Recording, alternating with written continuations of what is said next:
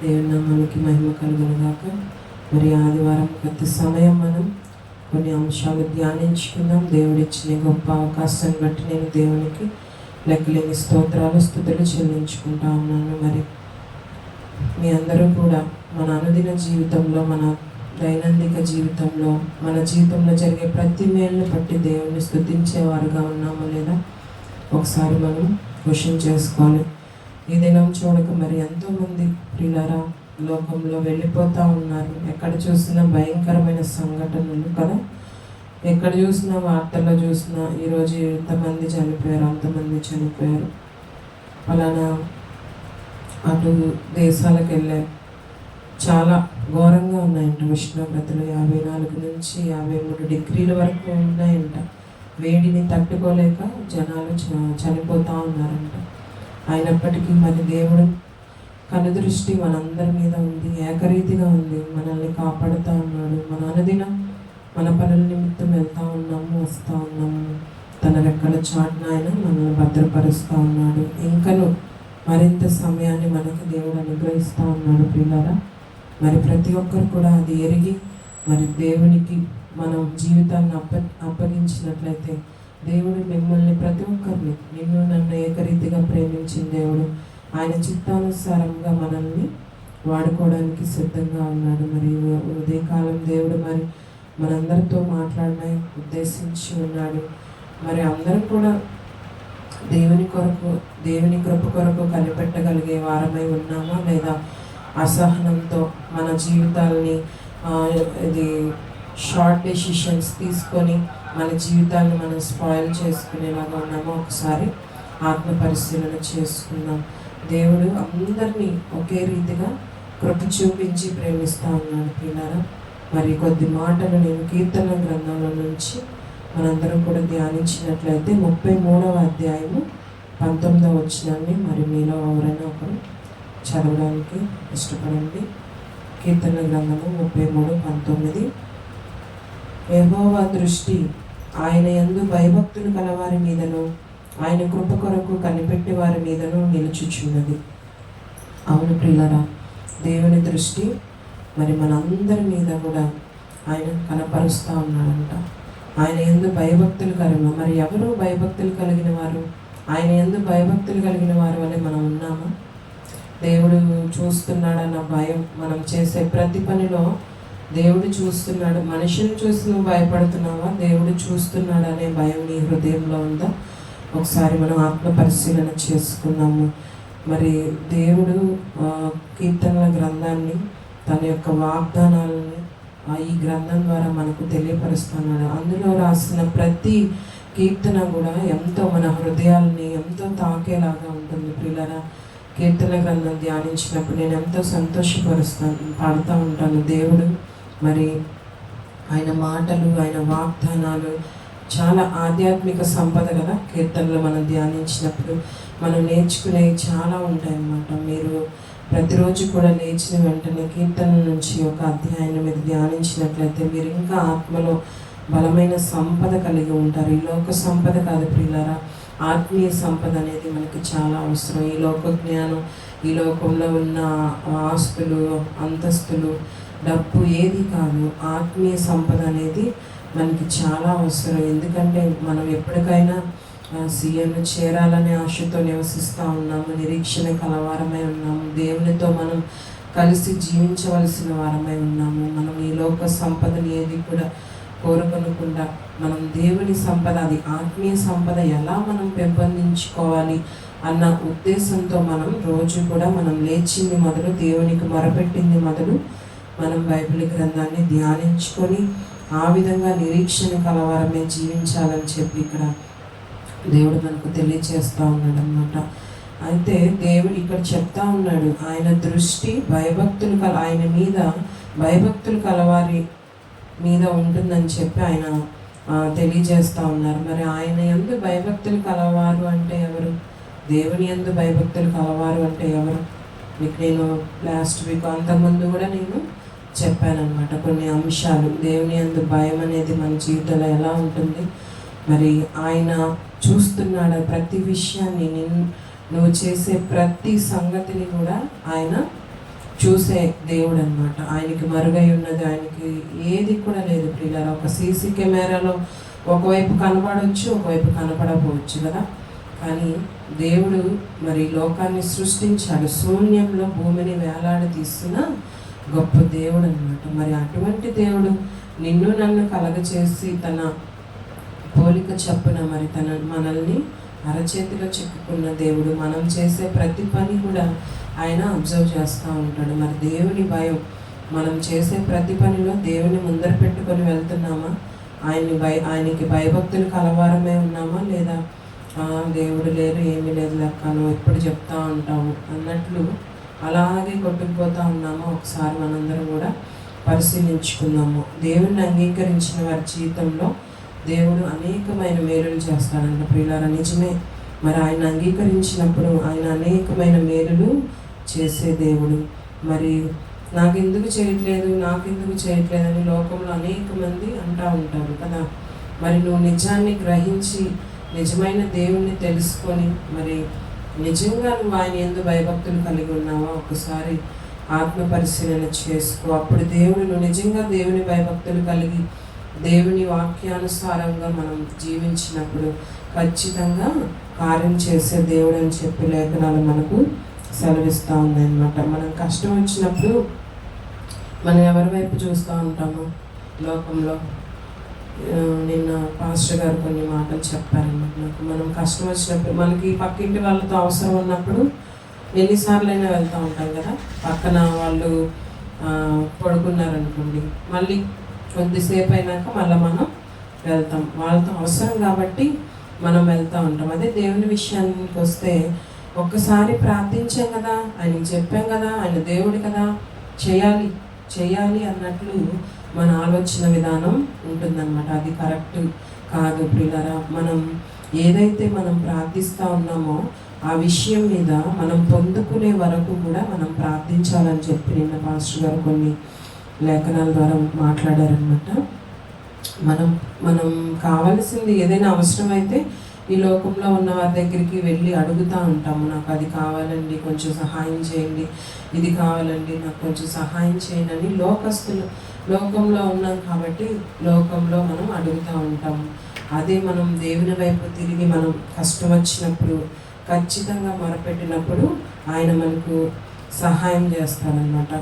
మనం అనుకుంటా ఉంటాం లోకంలో వాళ్ళు సహాయం చేస్తే బాగుండు, వీళ్ళు చేస్తే బాగుండు అని చెప్పి మనం అనుకుంటూ ఉంటాయి. కానీ దేవుని లేఖనాలు ఏం సెలవిస్తున్నాయంటే ఆయన కృప కొరకు మనం కనిపెట్టుకొని ఉన్నప్పుడు ఖచ్చితంగా దేవుడి నాకు చేస్తాడక్క, నా జీవితంలో నేను విశ్వసిస్తున్నాను. నా స్థితి మొదట కొద్దిగానే ఉంది కానీ అది తుదకు మహా అభివృద్ధి పొందుతుందని చెప్పి మనం ఆ విశ్వాసంతో కనుక మనము ప్రార్థించినట్లయితే ఖచ్చితంగా సహాయం చేసే దేవుడు. ప్రియులారా, మీరు నమ్ముతారో నమ్మరు, మా జీవితాల్లోనే మీకు సాక్ష్యాలతో సహా మీ ముందునే మేము ఈ ప్రాంతానికి వచ్చింది.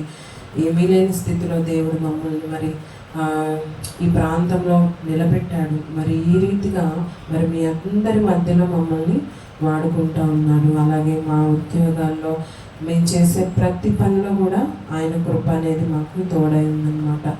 మరి దేవుడు మా జీవితాల్లో చేసినట్లుగానే మీ అందరి జీవితాల్లో చేస్తాడని చెప్పి దేవుని లేఖనాలు ఇక్కడ ఖచ్చితంగా సెలవిస్తున్నాయి. ఎప్పుడు ఆయన చేసేది మనం ఆయన యందు భయభక్తులు కలిగి ఆయన కృప కోసం మనం నిరీక్షణ కలవరమై జీవించినప్పుడు ఖచ్చితంగా మనకి దేవుడు సహాయం చేసే దేవుడని లేఖనాలు సెలవిస్తూ ఉన్నాయి. నిజమే ప్రియులారా.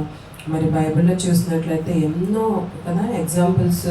మరి రక్తస్రావం గల స్త్రీని మనం ఒక ఎగ్జాంపుల్గా తీసుకున్నట్లయితే 12 సంవత్సరాలు మరి ఆమె ఎంతో రక్తస్రావ సమస్యతో అప్పుడులోనే మరి కొంతమంది వైద్యులు ఉన్నారు కదా, ఆ డాక్టర్ దగ్గరికి ఈ డాక్టర్ దగ్గరికి. మనం కూడా అంతే కదా, మన సమస్య తలనొప్పి వస్తుంది. ఇప్పుడు జ్యోతి ఉంది, తలనొప్పి వస్తుంది అక్క, నాకు ఆ డాక్టర్ దగ్గరికి వెళ్ళాను, అక్కడ ఏమి నాకు జరగలేదక్క, మళ్ళీ ఈ డాక్టర్ దగ్గరికి వెళ్ళానక్క, అక్కడికి వెళ్ళానక్క, ఇక్కడికి వెళ్ళాను, కానీ నాకు స్వస్థత అనేదే రాలేదక్క, ఇంకేం చేయాలి. లోకంలో మనం స్వస్థత పొందాలంటే అనేక రకమైన వాళ్ళని ఆశ్రయిస్తూ ఉంటాం కదా, డాక్టర్స్ దగ్గరికి అలా వెళ్తూ ఉంటాం. అలాగే 12 సంవత్సరాలు రక్తస్రావంతో ఆమె ఎంత బాధపడి ఉంటుందో పిల్లరా. మనం నెలలో వచ్చి 5 రోజులు తట్టుకోవడానికి చాలా శ్రమతో మనం బాధపడుతూ ఉంటాం. మరి ఆ స్త్రీ 12 సంవత్సరాలు మరి ఎంత బాధను అనుభవించిందో. మరి ఆమె యేసుప్రభు వారి గురించి ఉన్నప్పుడు ఆమె వెంటనే ఆమె వెళ్ళి మరి ఆ గుంపులో ఉన్నప్పుడు ఆయన నడుస్తూ ఉన్నప్పుడు జస్ట్ ఆయన వస్త్రపు చెంగుని అలా తాకినప్పుడు ఆయన మహిమా ప్రభావం వెడలిందంట. ఆయన నుంచి ప్రభావం అనేది వెళ్ళడం ఆయన గమనించాడంట. మరి ఆ స్త్రీకున్న విశ్వాసం ఎంత గొప్పది. ప్రియ సంగమా, ఒకసారి జ్ఞాపకం చేసుకున్నాం. అదే విశ్వాసంతో మరి నువ్వు నేను జీవించగలుగుతున్నామా? లేదంటే ఒకసారి చేశాను కదా అక్క, పోయిన వారం నేను ప్రార్థన చేశాను అక్క, దేవుడు నాకేం చేయలేదక్క, ఇంకా నేను ప్రార్థన చేయనక్క. ఒక్కొక్కసారి నేను మా జోష్ని రోజు అడుగుతాను, జోష్ ప్రే చేసుకున్నావా అని అడుగుతూ ఉంటాను. అంటే అయిపోయింది మమ్మీ, చేసేసాను మమ్మీ అంటూ ఉంటాడు.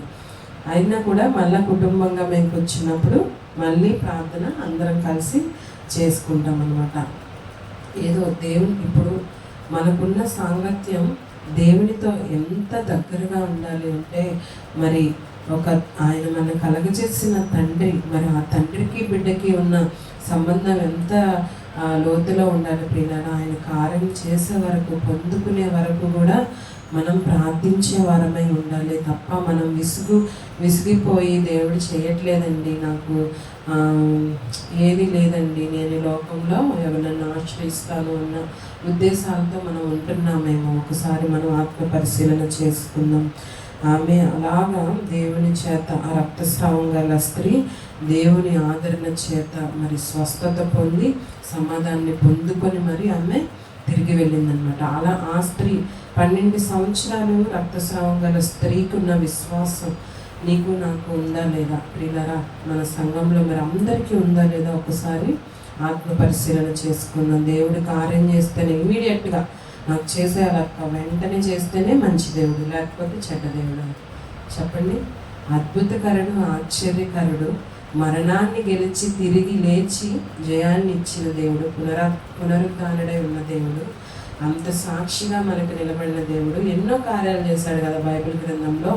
మరి నీ జీవితంలో ఇంకా చేయట్లేదు అని అంటే మరి నువ్వు ఎదురు చూస్తూ ఉన్నావా, లేక నీలో ఓపిక నశించిపోతూ ఉందా? ఒకవేళ మనం అడిగే పద్ధతి, మనం అడిగే విధానంలో మార్పులు ఏమైనా చేసుకోవాలా, ప్రభువా మమ్మల్ని మేము ఇంకా సరి చేసుకోవాలా అని మనం దేవుడిని అడిగినట్లయితే ఖచ్చితంగా దేవుడు నీకు సమాధానం ఇస్తాడంట. మరి ఆ స్త్రీ అలాగే విశ్వాసంతో ఆమె ఎలా అయితే సమాధానం పొందుకుందో నీ జీవితంలో, నా జీవితంలో కూడా దేవుడు అలాంటి సమాధానాన్ని ఇచ్చే దేవుడై ఉన్నాడు. ఎప్పుడు ఆయన చిత్త ప్రకారం మనం చేసినప్పుడు దేవుడు మన ప్రతి అవసరాన్ని తీరుస్తాడంట. బిడ్డరా, ఒక చంటి బిడ్డ తల్లిని ఎలా అనుకొని ఉంటుంది? తల్లి ఎక్కడికి వెళ్తే అక్కడ కదా తల్లి వాసన చూసి తల్లిని విడిచిపెట్టదనమాట బిడ్డ. అలా చంటి బిడ్డ వలె మనం తండ్రిని ఆనుకొని ఉండాలి ప్రియులరా. అంతేగాని నేనేదో చేసేసాను అక్క, కూర్చొని ప్రార్థన ఎలా చేస్తారు? కొంతమంది పడుకొని చేస్తారు కదా, మంచిగా కూడా దిగరు. ఏసయ్యా దిగలేకపోతున్నాను, నాకు కార్యం చేసే అంటూ ఉంటారు. అది కాదు ప్రియులరా. మనం గోచాడాలి, ప్రార్థించాలి, మోకరించాలి. ఉదయాన్నే లేవగానే మనం మొదటి స్థానం దేవునికి ఇవ్వాలి, ప్రార్థించాలి.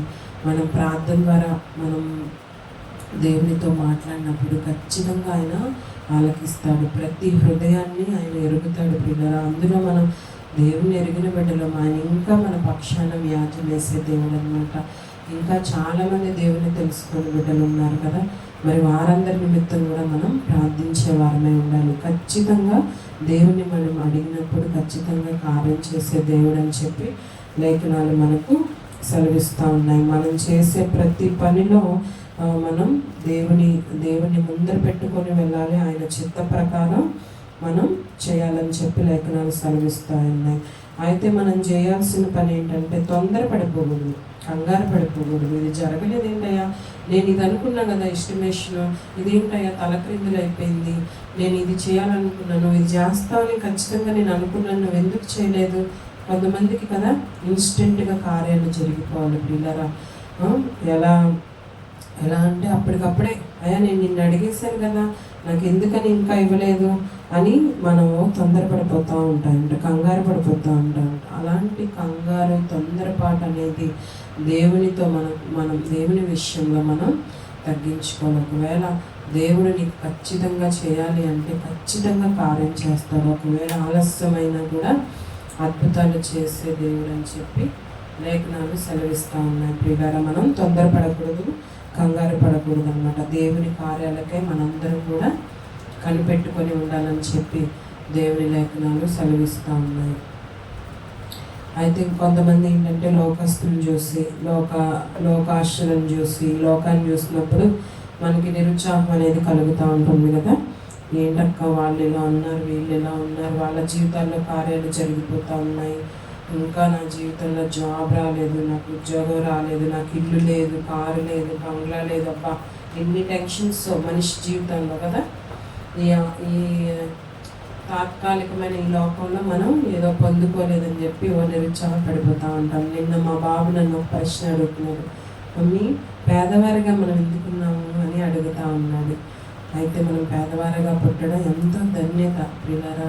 మరి దేవుడే తన ఆకాశాలు రాజ్యాలన్నీ దాటుకొని మరి మనందరి కోసం ఈ భూమి మీద అతి సామాన్యంగా పశువుల తొట్టిలో ఆయన జన్మించాడంట. ఒక మాదిరికర జీవితాన్ని మనందరికీ మరి ఆయన చూపించడానికి ఆయన దాసుని రూపం ధరించి ఇక్కడికి వచ్చి మరి మన మధ్య కదా ఆయన మనమందరినీ ఆయన జీవించి ఒక సామాన్య వడ్రంగి కుటుంబంలో వడ్రంగి పని చేసుకునేవాడంట. ఏసై కూడా మరి వడ్రంగి పని చేస్తాడు, తండ్రి ఏసేపు కూడా వడ్రంగి పని చేస్తూ ఉంటాం. మరి అతి సామాన్య కుటుంబం నుంచి ఆయన వచ్చి ఒక మాదిరికర జీవితాన్ని మనందరికీ చూపించి వెళ్ళాడు. ప్రియులారా, గమనిద్దాము, ఒక్కసారి మనం ఆత్మ పరిశీలన చేసుకుందాం. అంతేగాని హడావిడిగా కంగారు పడిపోయి దేవుడు నాకు చేయట్లేదన్న టెన్షన్ మనకి ఎప్పుడు ఉండకూడదు. ఇంకెప్పుడక్క దేవుడు నన్ను జ్ఞాపకం చేసుకుంటాడు, నాకు ఎప్పుడు జాబ్ వస్తుంది, నాకు ఏమీ రావట్లేదక్క అని మన జీవితాల్లో నిరుత్సాహం అనేది పడకూడదు. ఒక ఎగ్జాంపుల్ అనేది నేను చెప్తాను. మనం ఫర్ ఎగ్జాంపుల్ వెదురు చెట్లు చూసుకుందాం.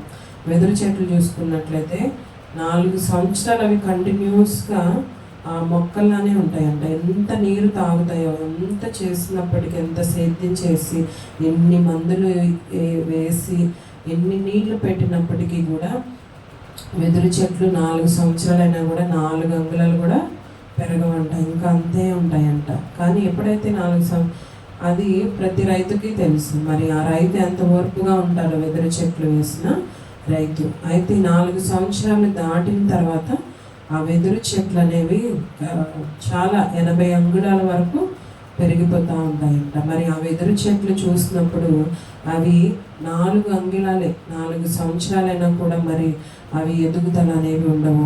ఓర్పు కలిగి మరి మనం ఎదురు చూస్తూ ఉన్నప్పుడు అవి ఒక్కసారిగా 80 అంగుళాల వరకు పెరిగిపోతూ ఉంటాయంట. మరి మన జీవితాల్లో మనం అలాంటి ఓర్పుతో మనం ఉన్నామా? మరి ఎదురు చూస్తూ ఉన్నామా? దేవుడు కొన్ని సందర్భాల్లో మనల్ని వెంటనే కొన్ని కార్యాలు వెంటనే చేసేస్తాడు మన జీవితంలో అడగంగానే.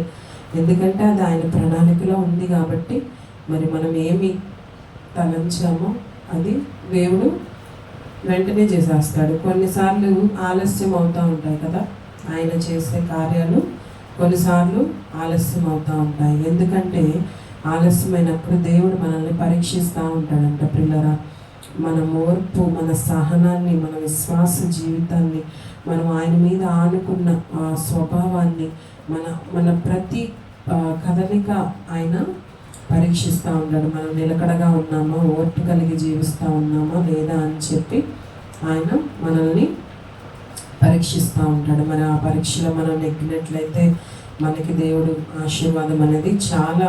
మరి అబ్రహాము జీవితంలో చూసుకున్నట్లయితే మరి ఎంతో లేక ఒక్క కుమారుడు ఇస్సాకు పుట్టాడు కదా పిల్లరా, వారికి శారమ్మకి అబ్రహాం గారికి. మరి లేక ఒక బిడ్డ పుట్టినప్పుడు దేవుడు ఆ బిడ్డని బలిగా అర్పించమని అడిగినప్పుడు మరి అబ్రహాం గారు ఇస్సాకును తీసుకొని వెళ్ళి మరి ఆయన ఓర్పుని, సహనాన్ని, విశ్వాస జీవితాన్ని పరీక్షించి మరి కట్టెల మీద మరి ఆ బిడ్డను పడుకోబెట్టి మరి బలివ్వడానికి సిద్ధంగా ఉన్నప్పుడు దేవుడు మరి ఆయన విశ్వాస జీవితానికి పరీక్షలో నెగ్గేలాగా చేస్తాడనమాట. అటువంటి ఓర్పు మనకి ఉందా? అమ్మో దేవుడు ఇచ్చేసాడక్క నాకు మొత్తం, నాకు దేవుడు ఏం చేశాడక్క. ఒక సిస్టర్ అంటుంది అనమాట, నా దగ్గర పనిచేస్తుంది అనమాట. ఆమె అంటుంది, నాకేం చేయలేదు డాక్టర్ గారు, దేవుడు ఎప్పుడు కూడా నాకేం చేయలేదు. దేవుడు నాకేం చేశాడండి, నేను ఎందుకు రావాలండి చర్చికి, దేవుడు నాకేం చేశాడు అని చెప్పి క్వశ్చన్ చేస్తుంది. నేను అన్నాను, అమ్మ దేవుడు నీకేం చేయడం కాదు, దేవుడు చెప్పిన విధంగా నువ్వు ఉన్నావా ఆత్మ పరిశీలన చేసుకో. దేవుడికి నువ్వేం చేసావు ఒకసారి గుర్తు తెచ్చుకో. నువ్వు దేవుడు నాకేం చేశాడు, నాకు ఇచ్చేయలేదు, ఇంకా నువ్వు బ్రతికి ఉన్నావంటే కేవలం ఆయన కృపమ్మ, ఆయన చిత్తం ఇంకా నీ జీవితంలో నెరవేర్చాలి. కాబట్టి నువ్వు ఇంకా భూమి మీద సజీవంగా ఉన్నాము. అలాగే మనలో ప్రతి ఒక్కరం కూడా ఆయన చిత్తాన్ని కనిపెట్టుకొని ఉండాలి. మనందరం కూడా ఆయన మనం సృష్టించింది ఎందుకంటే సమస్త జనానికి మనము దేవుని గురించి చెప్పాలి, సువార్తను అందించాలి, అందరూ కూడా దేవుని తెలుసుకోవాలి. మరి మనందరము ఇక్కడ ఒక ప్రయాణం మాత్రమే, పరదేశంలోనే ఉన్నాం. మనం ఎప్పుడైనా కూడా మనం ఈ భూమిని విడిచి వెళ్ళే వారమై ఉన్నాం. ఒక నిరీక్షణ జీవితాన్ని దేవుడు మనకు ఇచ్చి వెళ్ళాడనమాట. ఒక మార్గాన్ని ఏర్పాటు చేసి వెళ్ళిన దేవుడు. మరి అటువంటి దేవుణ్ణి నువ్వు ఏ విధంగా నీ హృదయంలో ఆహ్వానిస్తున్నావు, నువ్వు నీ హృదయంలో దేవుణ్ణి ఎలా ఉంచుకున్నావు అనేది ఒకసారి ఆత్మ పరిశీలన చేసుకో. ఇన్స్టెంట్ కార్యాలు జరగాలని కోరుకుంటున్నావా? ఆలస్యమైనా కూడా అక్క నాకు అద్భుతాలు కావాలక్క అని నువ్వు దేవుని కొరకు కనిపెట్టుకొని ఉన్నావా? ఒకసారి మనం ఆత్మ పరిశీలన చేసుకోవాలి ప్రియులారా. ఆలస్యమైన అద్భుతాలు మనం చూస్తాం అన్నమాట దేవుని కృప కోసం మనం కనిపెట్టుకున్నప్పుడు. లేఖనాల పరిశీలించినట్లయితే యోబు గ్రంథం 7వ అధ్యాయము 2వ వచనం ఒకసారి మనం చదువుకున్నాము.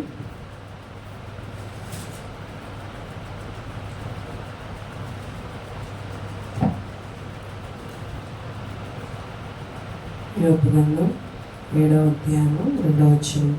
నీడను మిగులను అపేక్షించు దాసుని వలన, కూలి నిమిత్తము కనిపెట్టుకొని కూలివాని వలన మనం ఎదురు చూడాలంట. పిల్లరా, దేవునికి స్తోత్రం. ఈ వాక్యం ద్వారా దేవుడు మనకి ఇక్కడ మాట్లాడుతూ ఉన్నాను. నీడను మిగులు అపేక్షించు దాసుని వలన. ఫర్ ఎగ్జాంపుల్ నేను చెప్తాను, భౌతిక పరంగా మనందరం కూడా ప్రతిరోజు కష్టపడి పనిచేయడానికి మరి మీ అందరూ కూడా వెళ్తూ ఉంటారు కదా పనుల నిమిత్తం. అక్కడికి వెళ్ళానమ్మా, ఇక్కడికి వెళ్ళానమ్మా నాకు రోజు మీ అందరూ కూడా చెప్తూ ఉంటారు. పనుల నిమిత్తం ఏదో ఒక పని, వంట పని, ఏదైనా కూడా మీరు వెళ్తూ ఉన్నారు.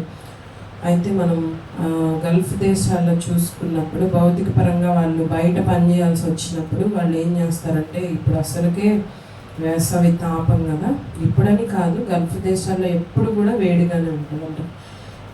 మినిమం 53 డిగ్రీలు అలా ఉష్ణోగ్రత అనేది అక్కడ ఉంటుందంట. 53 డిగ్రీల్లో పని చేయాలంటే మనకి ఏమైపోతే బొబ్బలు వచ్చేస్తాయి శరీరం.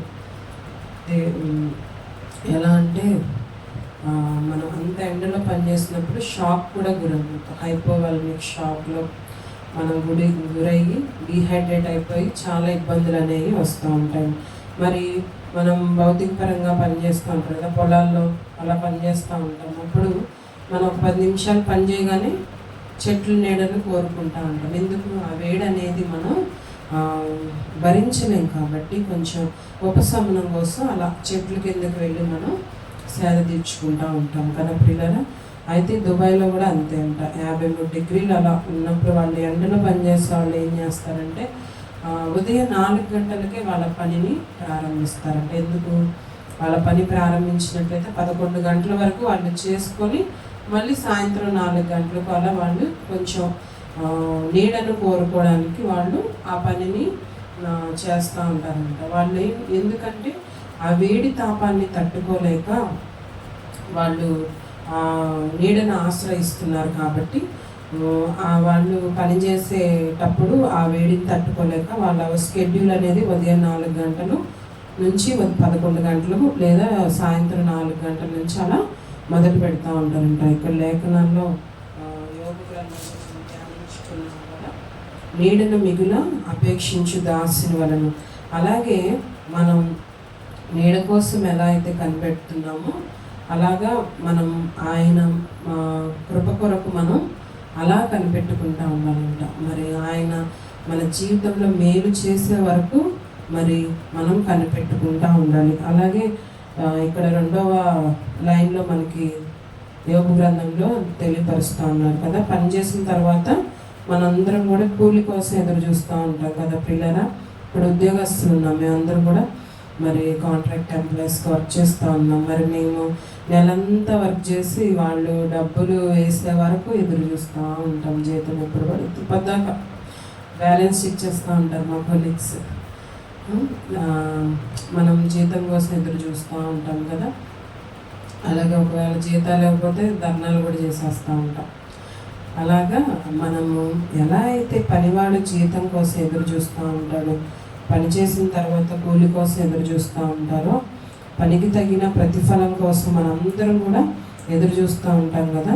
మరి ఆయన కొరకు మనం అదే విధంగా ఆయన కృప కొరకు మనం కనిపెట్టే వారుగా మనం ఉన్నామా లేదా ఒకసారి ఆత్మ పరిశీలన చేసుకోండి. మన జీవితంలో ఒక్కొక్కసారి దేవుని ప్రణాళికలు, దేవుని కార్యాలు ఆలస్యం కావచ్చు ప్రియులారా, కానీ ఆయన కృప కొరకు మనము కనిపెట్టుకున్న వారమైతే ఖచ్చితంగా దేవుడు నీ జీవితంలో నా జీవితంలో కూడా గొప్ప కార్యాలు అనేవి చేస్తారు అని చెప్పి దేవుని లేఖనాలు సెలవిస్తూ ఉన్నాయి. అప్పటికప్పుడు ఇన్స్టెంట్గా జరిగిపోయే కార్యాలు కాదు దేవుని కార్యాలు. ఇప్పుడు చూస్తూ ఉన్నాం కదా, మీరు యూట్యూబ్లో చూసారో లేదో, ప్రపంచంలో అన్నీ కూడా చాలా ఫాస్ట్ అయిపోయాయి కదా. ఎక్కడ చూసినా robotic technology, artificial intelligence technology ఇవన్నీ కూడా వచ్చేసాయి పిల్లరా. ఈ టెక్నాలజీ వల్ల ఏంటంటే ఇంట్లో దోశ పిండి కూడా రుబ్బే పని లేదంట, దోశ ప్రింటర్ అని వచ్చేసింది. జస్ట్ పిండి అలా వేస్తే దోశలు మనం మిల్లులో న్యూస్ పేపర్ ఎలా అయితే వస్తుందో అలాగా దోశలు ఇన్స్టెంట్గా వచ్చేస్తూ ఉన్నాయి. కొంతమందికి అలా కావాలి కదా, కార్యాలు ఇన్స్టెంట్గా అయిపోవాలి. అక్క నేను అడిగేసాను, అక్క దేవుడు నాకు ఇచ్చేయాలి వెంటనే అన్నట్లు, నేను అడిగేశాను నాకు వెంటనే కార్యం జరిగిపోవాలన్నట్లు ఇన్స్టెంట్, అన్నీ కూడా ఇన్స్టెంట్ ఫాస్ట్నెస్ అనేది కోరుకుంటా ఉన్నారు పిల్లరా. అది మంచిది కాదని చెప్పి దేవుడు సెలవిస్తూ ఉన్నాడు అనమాట. ఇన్స్టెంట్ మిరాకిల్ కోసం మనం ఎప్పుడు కూడా కనిపెట్టకూడదు. దేవుడు ఆలస్యమైన అద్భుతాలు చేస్తాడని చెప్పి మనందరం కూడా ఎరగాలన్నమాట. మనము దేవుని కొరకు కనిపెట్టే వారమై ఉండాలి. జీవాధిపతి అయిన దేవుడు, అద్భుతకర్తగా మరి మరణాన్ని గెలిచిన దేవుడు, మరి అంత సజీవంగా ప్రతీది కూడా సాక్ష్యంగా మన గురించి వెళ్ళాడు కదా. ఇన్ని జరిగినాయి కదా లోకంలో, మరి అవన్నీ కూడా జరిగించిన దేవుడు నీ జీవితంలో నా జీవితంలో ఒక ప్రణాళిక, ఒక నూతనమైన కార్యం, ఒక ఉద్దేశాన్ని కలిగి ఉంటారని మీరు అందరూ కూడా ఎదురు చూడాలి. అంతేకాని దేవుడు నాకేం చేయట్లేదు అక్క, నేను ఓర్పు పట్టలేకపోతున్నాను అక్క అని అస్సలు మీరు కురింగిపోకూడదు పిల్లరా.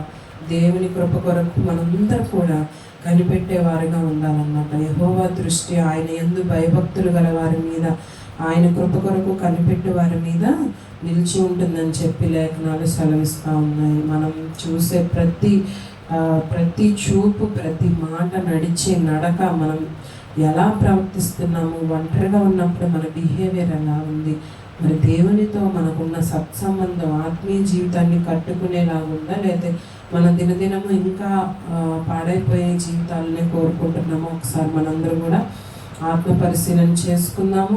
ఆయన కృప కొరకు మనందరం కూడా కనిపెట్టుకుందాం ప్రియులారా. దేవుడు ఖచ్చితంగా మీ జీవితాల్లో ఆశీర్వాదాలు, మేలులు చేస్తాడు. ఆయన కృప కొరకు కనిపెట్టుకోండి. మరి ముఖ్యంగా ఆయన యందు భయభక్తులు కలిగి ఉండండి. దినదినము మీరు వాక్యాన్ని ధ్యానించాలి. దినదినము మీరు ఎన్నిసార్లు అయితే ఫుడ్ తింటున్నారో అన్నిసార్లు దేవుణ్ణి ప్రార్థించాలి. దేవా, ఈ జీవితం ఇచ్చావయ్యా, నిలబెట్టావు, ఇదిగో నాయన నూతన దినాన్ని అయా నాకు దయచేసావయ్యా. ఈ దినం అయా నిన్ను మహిమపరిచేలాగా నా ప్రతి మాట, చూపు, నడక అంతా కూడా ఉండాలి ప్రభువా అని మీరు దేవుని ఆశ్రయించి మీ దినాన్ని, మీ రోజుని మొదలుపెట్టినట్లయితే ఆ రోజు ఖచ్చితంగా దేవుడు మీ జీవితంలో ఒక నూతన కార్యం అనేది చేస్తూ ఉంటాడు. ఆత్మ సంతృప్తితో మనం నిద్రించగలుగుతూ ఉంటాము. ఆత్మ సంపద అనేది అన్ని సంపదల కంటే చాలా గొప్పదని చెప్పి లేఖనాలు సెలవిస్తూ ఉన్నాయి. పిల్లరా, మీరు ఏది కూడా నిరుత్సాహపడద్దు. దేవుని కార్యాల కొరకై కనిపెట్టండి. ఆయన మహిమ ప్రభావం, ఆయన కృప కొరకై మరి ముఖ్యంగా మీ అందరూ కూడా కనిపెట్టాలని చెప్పి దేవుని పేరట మీ అందరికీ మనవి చేస్తూ ఉన్నాను. దేవుడి కొద్ది మాటలు దేవుని నామంలో వినికిడిలో దీవించునుగాక. ఆమేన్.